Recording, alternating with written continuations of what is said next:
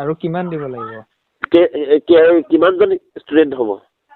মোৰ এটা আছে আৰু এটা জেগাত দুটা আছে, সিহঁতে লয় নে নলয় কিন্তু গম নাপাওঁ দে। মোৰ এজনী আছে, ছোৱালী এজনী। এতিয়াও যদি মোক কোনোবাই প্ৰমাণ দিব পাৰে, এটা পৰীক্ষা পাতিব নোৱাৰা চৰকাৰখনে এখন দক্ষ অতি গতিশীল চৰকাৰ চলাই থকা বুলি, গুড গভৰ্নেন্স চলাই থকা বুলি পদে পদে তেওঁলোকে ঢাক ঢোল বজাই আহিছে।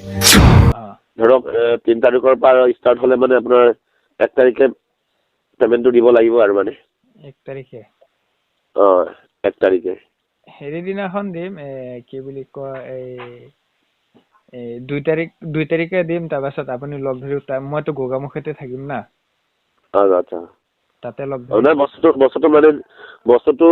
বস্তুটো আমি আমাৰ মূল্য নিদিয়াৰ আগতে মানে ইয়াক পেমেণ্ট কৰি কিনিহে বস্তুটো ল'ব লাগে, এনেকে হৈছে এতিয়া মানে।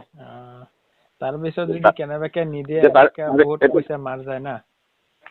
এই মানে আচলতে এই বহু ৰিক্সিটোতো বহুত ৰিক্সি আৰু আৰু মানে যোৱা বছৰ মোক বহুত মানে মাৰঘাট কৰিলে মানে, সেইটো কাৰণে। আৰু কিমান দিব লাগিব? কিমানজন ষ্টুডেণ্ট হ'ব? মোৰ এটা আছে আৰু এটা জেগাত দুটা আছে, সিহঁতে লয় নে নলয় কিন্তু গম নাপাওঁ দে। মোৰ এজনী আছে, ছোৱালী এজনী। মানে এটা কাম কৰক, এই নাইনাবলৈ তাৰ পৰা 4জন মান ব্যৱস্থা কৰক। 4জন? 4জন মান 4-5জন ব্যৱস্থা এটা কৰকচোন। ফোনাফোনি কৰি কিনি খবৰটো দিবগে কিমানজন পাইছে দেই। এনে 4জন মিলালে কিমান? এতিয়া আগৰলৈকে দিব লাগিব এইবাৰ। এনেতো 1000কে লৈ আছিলে দেখোন আগত, যে মই 1000কে।